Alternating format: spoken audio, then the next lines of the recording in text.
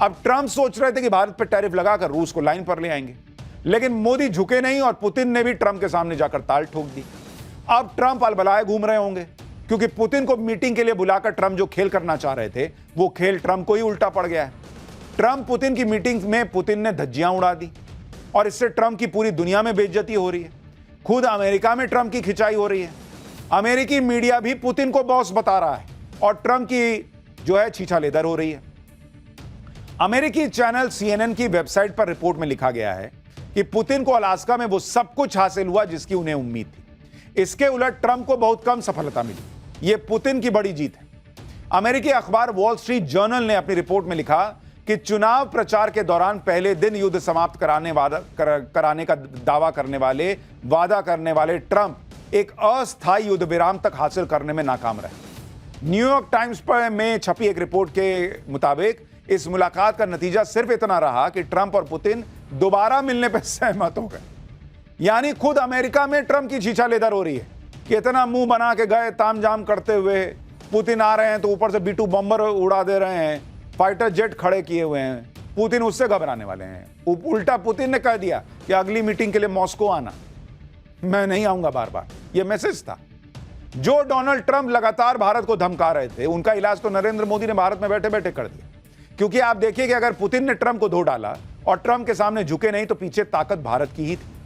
आप यह भी याद रखिए कि पुतिन जब ट्रंप से मिलने गए थे तब भी नरेंद्र मोदी को फोन किया था, और जब पुतिन ट्रंप से मिलकर लौट आए तब भी नरेंद्र मोदी को फोन किया है।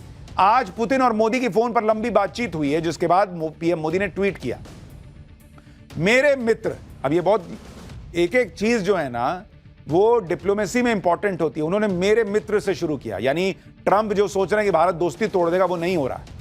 मेरे मित्र राष्ट्रपति पुतिन को उनके फोन कॉल के लिए धन्यवाद। पुतिन ने अलास्का में अमेरिकी प्रेसिडेंट ट्रंप से हुई मीटिंग की डिटेल शेयर की है। भारत ने हमेशा रूस यूक्रेन जंग के शांतिपूर्ण समाधान पर अपना रुख जाहिर किया है। इससे जुड़ी सभी कोशिशों के लिए भारत अपने समर्थन को दोहराता है।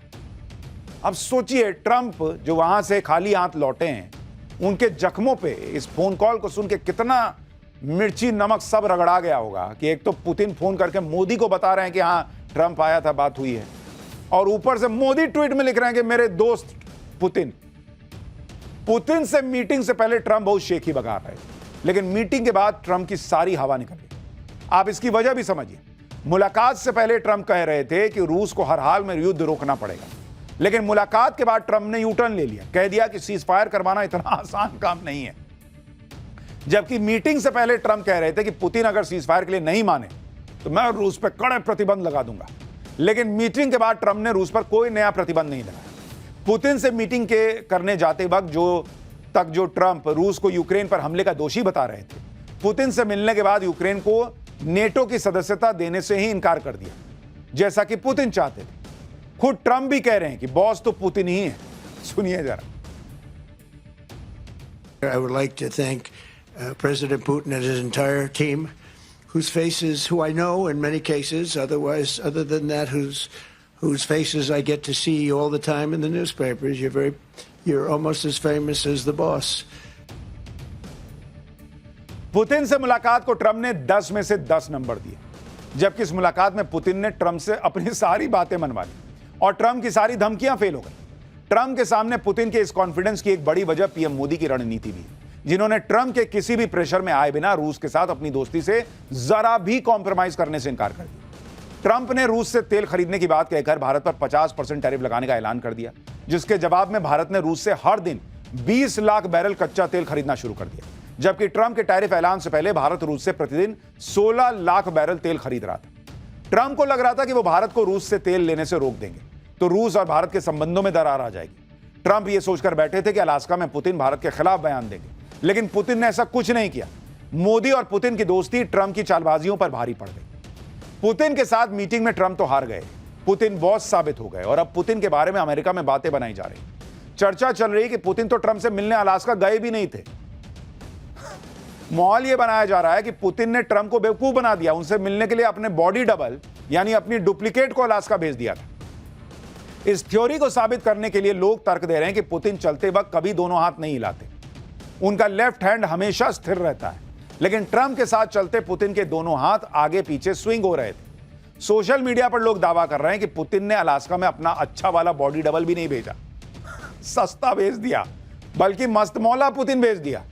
जबकि पुतिन अक्सर गंभीर मुद्रा में रहते हैं, लेकिन अलास्का में जो पुतिन गया था वो जरूरत से ज्यादा हंसमुख लग रहा था। ये लोग सोशल मीडिया पे दावा कर रहे हैं कि भाई इतना ये व्यक्ति हंस रहा है, ये पुतिन हो ही नहीं सकता, ऐसी शक्लें बना रहा है, ये पुतिन नहीं हो सकता।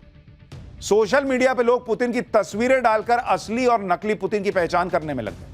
पुतिन की मॉस्को वाली और अलास्का वाली तस्वीर में अंतर बता रहे हैं, दावा कर रहे हैं कि ट्रंप से मिले पुतिन के गाल बहुत मोटे हैं, वो बहुत ज्यादा मुस्कुरा रहे हैं, जबकि असली पुतिन कभी ऐसा नहीं करते, वो सीरियस रहते हैं। इसी आधार पर लोग दावा कर रहे हैं सोशल मीडिया पर कि असली पुतिन तो ट्रंप से मिले भी नहीं। बताइए और कितनी बेइज्जती होगी ट्रंप की। हालांकि इस दावे को लेकर कोई पुख्ता सबूत नहीं है, ये सिर्फ चल रही है चर्चा। अभी तो पुतिन ने ट्रंप को बेइज्जत करवाया है, अभी तो ट्रंप के साथ एक नया कांड होने वाला है। यूक्रेन के राष्ट्रपति जेलेंस्की अमेरिका पहुंच गए हैं। पुतिन के बाद अब जेलेंस्की के साथ 1-to-1 मीटिंग होनी है ट्रंप की। पिछली बार ट्रंप ने अमेरिका बुलाकर जेलेंस्की की जिस तरह बेइज्जती की थी, जेलेंस्की उसका पूरा बदला चुकाने के मूड में। जेलेंस्की ने ट्रंप को इसका ट्रेलर भी दिखा दिया है। जेलेंस्की से मुलाकात से पहले ट्रंप ने जेलेंस्की को कहा है कि यूक्रेन को क्रीमिया छोड़ना होगा और नेटो में शामिल होने की महत्वाकांक्षा को त्यागना होगा। इस पर जेलेंस्की ने ट्रंप को करारा जवाब दे दिया है और कह दिया है कि युद्ध रुकवाने की एवज में यूक्रेन अपनी जमीन की कोई अदला बदली नहीं करेगा। यह जेलेंस्की ने क्लियर कर दिया। यानी जेलेंस्की ने रूस के साथ शांति समझौते के लिए ट्रंप की शर्तों को मानने से इनकार कर दिया। अब आप बताइए और क्या बेइज्जती होगी इससे ज्यादा। और आप सोचिए अमेरिका क्या देश है। अमेरिका चाहता है कि उसके कहने पे भारत रूस जैसे दोस्त को छोड़ दे। और यह वो अमेरिका जिसके बारे में हमने आपको पाठशाला में पहले भी बताया कि यह सिर्फ अपना फायदा देखता है। इराक में घुसा, कुछ सबूत नहीं दिया कि हां वहां क्या हथियार मिल रहे हैं नहीं मिल रहे हैं, वो अपना वहां पर करके सारा हिसाब किताब निकल लिया। अफगानिस्तान बर्बाद कर दिया। और इसी तरीके से इन लोगों ने, हमने आपको पाठशाला में बार बार बताया, उस वक्त जो बाइडेन प्रेसिडेंट थे, ये जेलेंस्की को पंप कर करके लड़ो लड़ो लड़ो करके जो है लड़वाते रहे। पूरी हथियार लॉबी जो है वो अपना सामान बेचती रही, वहां के जो खनिज थे वो अपने हिस्से में कर लिए, अपने जरूरी चीजें। और अब कह रहे हैं कि तुमको नेटो में भी नहीं लेंगे, अपनी जमीन भी दे दो, जाओ। ये है अमेरिका की दोस्ती। इसलिए अमेरिका से उतनी ही दोस्ती सही है जितनी भारत निभाता है भाई। कि ठीक है, जब अच्छे रहोगे तो अच्छा, बुरे रहोगे तो बुरा। जेलेंस्की के तेवर बता रहे हैं कि इस बार वो ट्रंप की कोई बदतमीजी बर्दाश्त नहीं करेंगे। और इस बार जेलेंस्की अकेले नहीं है, यूरोप के कई नेता भी जेलेंस्की का साथ देने के लिए अमेरिका पहुंच चुके हैं। जेलेंस्की ट्रंप की मुलाकात से पहले ब्रिटेन, फ्रांस, जर्मनी, इटली और फिनलैंड के नेता अमेरिका पहुंचे हुए। इन यूरोपीय नेताओं का मकसद जेलेंस्की के साथ खड़े होकर ट्रंप के सामने अपनी सामूहिक ताकत को दिखाना है। एक्सपर्ट्स के मुताबिक यूरोपीय नेता मैसेज देना चाहते हैं कि ट्रंप के सामने जेलेंस्की अकेले नहीं है। यानी इस बात के पूरे चांस है कि पुतिन के बाद अब जेलेंस्की के साथ मीटिंग में भी ट्रंप की घनघोर बेइज्जती का यह एक इवेंट बन सकता है। लेकिन इस समय दुनिया की नजर दो महत्वपूर्ण बैठकों पर है। ट्रंप और जेलेंस्की के बीच मीटिंग जो है वो होनी है, इस पर दुनिया की नजर है। और दूसरी तरफ कल ही एक और इंपॉर्टेंट मीटिंग होने वाली है। चीन के विदेश मंत्री वांग यी 2 दिन के दौरे पर दिल्ली आ चुके हैं। गलवान संघर्ष के बाद चीन के किसी मंत्री की यह पहली भारत यात्रा है। और बड़ी बात यह है कि चीनी विदेश मंत्री की मुलाकात पीएम मोदी के साथ भी होनी।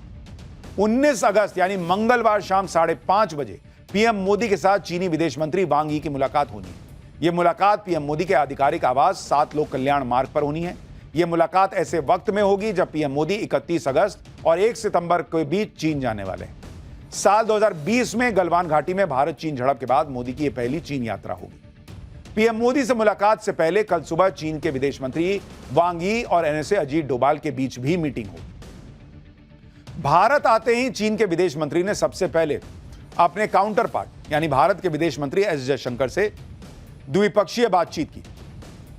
और इस मुलाकात में कई अहम मुद्दों पर बात हुई। इस मुलाकात के दौरान एस जयशंकर ने दोनों देशों के बीच सारे विवाद सुलझाने की बात कही। अमेरिका के साथ चल रही तनातनी के बीच चीन भी भारत के सामने दोस्ती का हाथ बढ़ा रहा है।